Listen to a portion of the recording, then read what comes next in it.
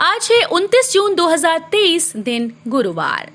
Welcome back to clean news MP. चलिए देखते हैं मध्य प्रदेश की 25 फटाफट बड़ी खबरों को। मध्य प्रदेश में रोजगार सहायकों का मानदेय बढ़ाया, अब 9,000 की जगह 18,000 रुपए मासिक होगा। ग्राम रोजगार सहायकों का मासिक मानदेय अब 9,000 से बढ़ाकर 18,000 रुपए मासिक किया जाएगा। पंचायत सचिव पद पर नियुक्ति में 50% स्थान रोजगार सहायकों के लिए आरक्षित होंगे। ग्राम रोजगार सहायकों के सम्मेलन में मुख्यमंत्री शिवराज सिंह चौहान ने ये घोषणा की। सम्मेलन बुधवार को मोतीलाल नेहरू स्टेडियम में हुआ। मुख्यमंत्री ने कहा कि शासन की जनकल्याणकारी योजनाओं के क्रियान्वयन में रोजगार सहायकों की विशेष भूमिका है। कोरोना काल में भी आम जनता और अन्य प्रदेशों के श्रमिकों को राहत देने में रोजगार सहायकों ने महत्वपूर्ण कार्य किया। मध्य प्रदेश जल संरक्षण प्रबंधन ही नहीं, कई क्षेत्रों में पहले स्थान पर सीएम शिवराज। कैबिनेट की बैठक की पहल बुधवार को जल संसाधन मंत्री तुलसीराम सिलावट और विभाग के अपर मुख्य सचिव एसएन मिश्रा ने मुख्यमंत्री शिवराज सिंह चौहान को चौथा राष्ट्रीय जल पुरस्कार 2022 का प्रशस्ति पत्र प्रतीक चिन्ह सौंपा। केंद्रीय जल शक्ति मंत्रालय ने हाल ही में ये पुरस्कार मध्य प्रदेश को दिया है। मुख्यमंत्री ने इसे बड़ी उपलब्धि बताते हुए जल संसाधन, नर्मदा घाटी विकास और पंचायत एवं ग्रामीण विकास विभाग के अधिकारियों कर्मचारियों को बधाई दी। घर का बंटवारा हुआ तो अलग से लेना होगा बिजली कनेक्शन। भाइयों में घर का बंटवारा हुआ तो सभी को अलग अलग बिजली कनेक्शन लेना होगा। बुधवार को मंत्रालय में आयोजित ऊर्जा विभाग के अधिकारियों की बैठक में विभाग के मंत्री प्रद्युम्न सिंह तोमर ने ऐसे प्रावधान करने के निर्देश दिए।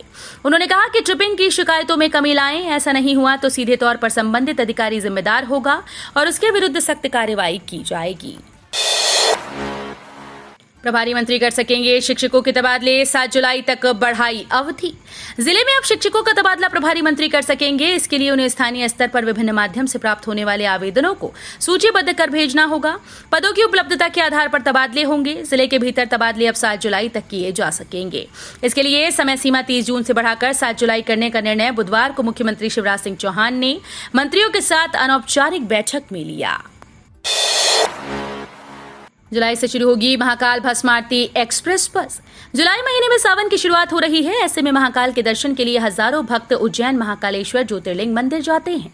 भक्तों की सुविधा को देखते हुए जुलाई के महीने से उज्जैन नगर निगम की महाकाल भस्म आरती एक्सप्रेस बस शुरू की जा रही है। ऐसे में भक्तों को अब ज्यादा परेशानियों का सामना नहीं करना होगा। सावन के महीने में आसानी से महाकाल भस्म आरती एक्सप्रेस बस से भक्त उज्जैन जा सकेंगे। वोटर लिस्ट के काम में लापरवाही पर भोपाल कलेक्टर ने 22 बीएलओ को किया निलंबित। आगामी विधानसभा चुनाव को देखते हुए सभी विधानसभा क्षेत्रों में मतदाता सूची के शुद्धिकरण और मतदान केंद्रों के निरीक्षण का काम निर्वाचन अधिकारियों के द्वारा कराया जा रहा है। इस काम के लिए जिले में 2022 बीएलओ लगाए गए, जिन्हें घर घर जाकर ये काम करना था। इस काम में बीएलओ द्वारा लापरवाही बरती जा रही है, जिस पर कलेक्टर और जिला निर्वाचन अधिकारी आशीष सिंह ने 22 बीएलओ को निलंबित कर दिया। माता पिता खो चुके बच्चों को सरकार देगी 4,000 रुपए महीने की सहायता। इंदौर में आवेदन शुरू। राज्य शासन द्वारा माता पिता खो चुके 18 वर्ष से कम उम्र के बच्चों के लिए मुख्यमंत्री बाल आशीर्वाद योजना शुरू की गई। महिला और बाल विकास अधिकारी रामनिवास बुधौलिया ने बताया कि इंदौर में योजना में आवेदन लिए जा रहे हैं। आवेदन लेने के बाद में दस्तावेजों की जांच की जाएगी और फिर बच्चों को योजना का पूरा लाभ दिया जाएगा। शहर की कई संस्थाएं बस्तियों में रहने वाले बच्चों को इस योजना का लाभ दिलाने के लिए घर घर दस्तक दे रही हैं।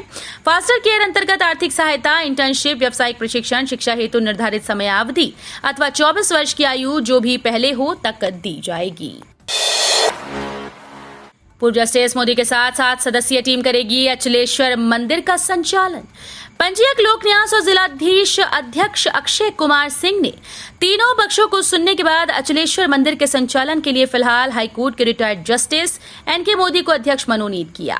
सहयोग व व्यवस्था के लिए 7 सदस्यीय कार्यकारिणी का भी गठन किया।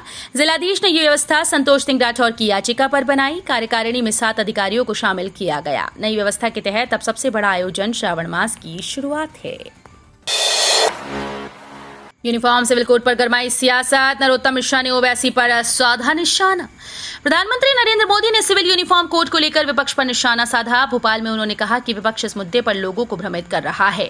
इसके बाद मुद्दे पर राजनीति गरमा गई। इसे लेकर एआईएमआईएम चीफ असदुद्दीन ओवैसी ने कहा कि प्रधानमंत्री शायद ओबामा की नसीहत समझ नहीं पाए। वहीं ओवैसी के इस बयान के बाद गृह मंत्री नरोत्तम मिश्रा ने कहा कि वो अंग्रेजों की भाषा बोल रहे हैं। एक बार फिर यूसीसी के मुद्दे पर सियासत तेज हो गई। निवास होकर नहीं निकलेगी वंदे भारत। सफर के लिए जाना पड़ेगा इंदौर या उज्जैन।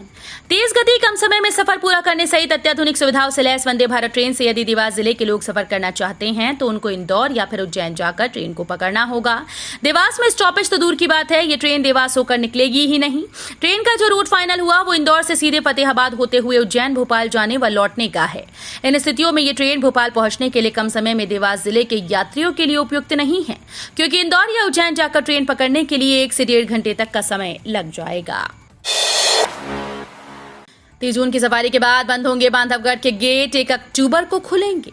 जून के आखिरी दिन शाम की सफारी के बाद प्रदेश के सभी टाइगर रिजर्व के साथ बांधवगढ़ टाइगर रिजर्व के गेट भी पर्यटकों के लिए बंद कर दिए जाएंगे। पार्क के कोर जोन में अब 3 महीने तक पर्यटकों की चहलकदमी नहीं होगी, जिससे बाघों को एकांतवास का आनंद मिल सकेगा। हालांकि इस दौरान बांधवगढ़ के बफर में सफारी शुरू रहेगी और बफर में घूमने वाले पर्यटक रैनी सीजन में भी सफारी का आनंद उठा सकेंगे। MBA और MPPSC मुख्य परीक्षा साथ साथ विद्यार्थी परेशान।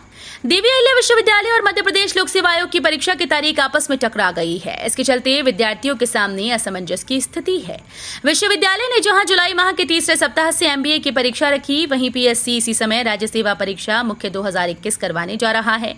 दोनों परीक्षा एक साथ होने से विद्यार्थियों की उलझने बढ़ गई। इसके चलते उन्होंने विश्वविद्यालय के सामने MBA चौथे सेमेस्टर की परीक्षा आगे बढ़ाने की गुहार लगाई। खाद्य पदार्थों में मिलावट का शक हो तो पहचान छुपाकर शिकायत कर सकते हैं उपभोक्ता। खान पान की सामग्रियों को लेकर हमेशा मिलावट की आशंका बनी रहती है, लेकिन आमतौर पर उपभोक्ताओं को पता नहीं होता कि इसकी शिकायत कहां पर करनी चाहिए। वहीं कई उपभोक्ता इस डर से भी शिकायत नहीं करते कि यदि दुकानदार या व्यापारी को पता चल गया तो विवाद की स्थिति बन सकती है। खाद्य पदार्थों में मिलावट का शक होने पर उपभोक्ता अपनी पहचान छुपाकर भी शिकायत कर सकता है। इसके लिए उपभोक्ता mpfdamis.in पर शिकायत कर सकते हैं। मध्य प्रदेश में 15 अगस्त तक 1 लाख पदों पर भर्ती का लक्ष्य। चुनावी वर्ष में शिवराज सरकार 15 अगस्त तक 1 लाख पदों पर भर्ती का लक्ष्य पूरा करेगी। अभी तक 65,000 भर्तियां हो चुकी हैं। शेष पदों के लिए राज्य लोक सेवा आयोग और राज्य कर्मचारी चयन मंडल प्रक्रिया कर रहा है। सामान्य प्रशासन विभाग ने सभी विभागों से अब तक हुई भर्ती को लेकर रिपोर्ट मांगी। विभागीय अधिकारियों का कहना है कि अगले सप्ताह विभागवार रिक्त पदों पर भर्ती की समीक्षा की जाएगी। MP में शिवराज कमलनाथ किसे सीएम कुर्सी पर देखना चाहती है जनता, ABPC वोटर सर्वे ने बताया। कांग्रेस की तरफ से पूर्व सीएम कमलनाथ और दिग्विजय ने मोर्चा संभाल लिया। पार्टी उन विधानसभा क्षेत्रों पर फोकस कर रही है जहां कांग्रेस को हार मिली थी। इसी बीच एक सर्वे में बताया गया कि जनता किसे मुख्यमंत्री के पद पर देखना चाहती है। ABPC वोटर सर्वे के अनुसार शिवराज सिंह चौहान और कमलनाथ के बीच सीधी टक्कर दिख रही है। सर्वे में शामिल 37% लोगों ने सीएम पद के लिए शिवराज को तो 36% ने कमलनाथ को अपनी पसंद बताया। वहीं कांग्रेस छोड़कर बीजेपी में आने वाले कैबिनेट मंत्री ज्योतिरादित्य सिंधिया के बीच समर्थकों की कोई कमी नहीं। सिंधिया को 12% लोग राज्य की सत्ता पर देखना चाहते हैं। 100 से ज्यादा यात्री पहले दिन वंदे भारत से भोपाल हुए रवाना। इंदौर से भोपाल के बीच चलने वाली वंदे भारत ट्रेन का नियमित संचालन बुधवार से शुरू हुआ। इंदौर के प्लेटफॉर्म नंबर 1 से सुबह 6:30 बजे ट्रेन भोपाल के लिए रवाना हुई। इसमें 100 से ज्यादा यात्री भोपाल के लिए पहले दिन रवाना हुए। शाम 7:30 बजे ट्रेन भोपाल से इंदौर के लिए रवाना हुई। भोपाल से भी अब तक 125 के करीब बुकिंग हो चुकी है। अगले 24 घंटे जबलपुर सहित संभाग के जिलों में भारी वर्षा का येलो अलर्ट। देर से ही सही पर मानसून के आते ही मौसम की रंगत के साथ शहर की तस्वीर बदलने लगी। मौसम विभाग की माने तो अगले 24 घंटे में जबलपुर सहित संभाग के कटनी, मंडला, डिंडौरी, बालाघाट, सिवनी सहित आसपास के जिलों में गरज चमक के साथ भारी वर्षा की संभावना है। मौसम विभाग ने भारी वर्षा का येलो अलर्ट जारी किया। वरिष्ठ नागरिकों को भारतीय स्टेट बैंक दे रहा बम्पर रिटर्न। इन 3 योजनाओं का उठाएं लाभ। फिक्स डिपॉजिट को बचत के लिए बेहतरीन विकल्पों में से एक माना जाता है, जिसे देखते हुए देश का सबसे बड़ा सरकारी bank state bank of India वर्तमान में कई FD योजनाएं चला रहा है। इन योजनाओं में वरिष्ठ नागरिकों को नियमित FD से ज्यादा ब्याज मिलता है। यदि आप बचत की योजना बना रहे हैं, स्टेट बैंक ऑफ इंडिया ने हाल ही में सर्वोत्तम टर्म डिपॉजिट स्कीम लॉन्च की है, जिसके तहत बैंक वरिष्ठ नागरिकों को अलग अलग पीरियड की FD पर अलग इंटरेस्ट रेट मिलता है। वरिष्ठ नागरिकों को 7.97% ब्याज मिल रहा है। मुनाफा वसूली की बिक्री से तुअर देश विदेशों में हुई सस्ती। तुअर में ऊंचे दामों पर लेवाल पीछे हट रहे हैं। मुनाफा वसूली की बिकवाली बढ़ने के कारण देश विदेश में इसके दाम टूटने लगे हैं। पिछले 14 दिनों में लेमन तुअर में करीब $115 प्रति टन की गिरावट आ चुकी है। 5 जून को लेमन तुअर 10,500 रुपए थी, जो 900 रुपए घटकर 9,600 रुपए पर आ गई। देसी तुअर में भी लेवाली कमजोर रहने से इसके दामों में धीरे धीरे गिराव आ रहा है। इंदौर में तुअर निमाड़ी 200 रुपए घटकर 9,000 से 9,500 और महाराष्ट्र सफेद तुअर 100 रुपए घटकर 9,800 से 10,000, कर्नाटक तुअर 9,900 से 10,100 रुपए प्रति क्विंटल रह गई। वनकर्मियों व ग्रामीणों को छकाने वाले तेंदुए के शावक की अब इंदौर प्राणी संग्रहालय में होगी देखरेख। वन परिक्षेत्र में बीते दिनों एक तेंदुए के शावक का रेस्क्यू किया गया था, जिसके बाद उसे पिंजरे में रखा गया। वन विभाग के डिप्टी रेंजर राजकमल आर्य के अनुसार तेंदुए के शावक को राला मंडल वन विभाग की टीम के द्वारा 5 सेमा से बुधवार वन विभाग के रेस्क्यू वाहन से ले जाया गया। इंदौर प्राणी संग्रहालय में उसका स्वास्थ्य परीक्षण कर देखरेख की जाएगी। अब चेहरा दिखाकर किसानों का हो जाएगा ई-KYC। केंद्र सरकार ने पीएम किसान सम्मान निधि योजना में बड़ा बदलाव किया है। आपको बता दें कि पीएम किसान सम्मान निधि के तहत रजिस्टर्ड किसानों को अब ई-KYC के लिए वन टाइम पासवर्ड या फिंगरप्रिंट की जरूरत नहीं होगी। किसान फेस ऑथेंटिकेशन यानी चेहरा स्कैन करके भी ये काम पूरा कर सकते हैं। इसके लिए केंद्रीय कृषि मंत्री नरेंद्र सिंह तोमर ने पीएम किसान की मोबाइल ऐप पर फेस ऑथेंटिकेशन की सुविधा की शुरुआत की है। पीएम किसान सम्मान निधि जून में नहीं, इस तारीख को आएगी 14वीं किस्त। पीएम किसान सम्मान निधि योजना की 14वीं किस्त को लेकर किसान परेशान हैं। खबर है कि सम्मान निधि की राशि जुलाई के पहले हफ्ते में किसानों के अकाउंट में आ सकती है। इससे पहले कयास लगाए जा रहे थे कि 30 जून तक खाते में पैसा आ जाएगा। इससे पहले देश के करोड़ों किसानों के खाते में 13वीं किस्त 27 फरवरी 2023 को आई थी। इसके तहत केंद्र सरकार हर साल किसानों को 6,000 रुपए की आर्थिक सहायता देती है। पीएम मोदी महिलाओं को दे रहे 5100 रुपए। नीति ज्ञान फॉर यू नामक यूट्यूब चैनल ने अपने एक वीडियो में बताया कि केंद्र सरकार श्रमिक सम्मान योजना के तहत महिलाओं को प्रतिमाह 5100 रुपए दे रही है। पीआईबी ने कहा कि ये दावा पूरी तरह से फर्जी है। भारत सरकार के द्वारा श्रमिक सम्मान नामक कोई भी योजना नहीं चलाई जा रही। पीआईबी ने लोगों को इस तरह के दावों से सचेत रहने की सलाह दी। नरोत्तम बोले, कांग्रेस ने हिंदुत्व का हलाला किया, बकरे की हलाली की डिमांड आ गई। इंदौर आए गृह मंत्री नरोत्तम मिश्रा ने कांग्रेस को जमकर घेरा। उन्होंने पूर्व मुख्यमंत्री दिग्विजय सिंह के लिए कहा कि चचा जान, आप हिंदू और हिंदुत्व का हलाला करते रहे, आप बकरे की हलाली की डिमांड आ गई है। छद्म धर्मनिरपेक्षता का जो चोला ओढ़े हैं, उसी को ओढ़कर आप हिंदुत्व और हिंदू को नकारते हैं। ये तो दिग्विजय सिंह आपके संग होना ही था। कहावत है ना, खुदा मिला ना बिसाले सनम, ना इधर के रहे ना उधर के हम। अब उस सवाल का जवाब दें जो AIMIM ने पूछा है। अगस्त तक बन जाएंगे 29 संजीवनी अस्पताल। नागरिकों को घर के पास मिलेगी बेहतर स्वास्थ्य सुविधाएं।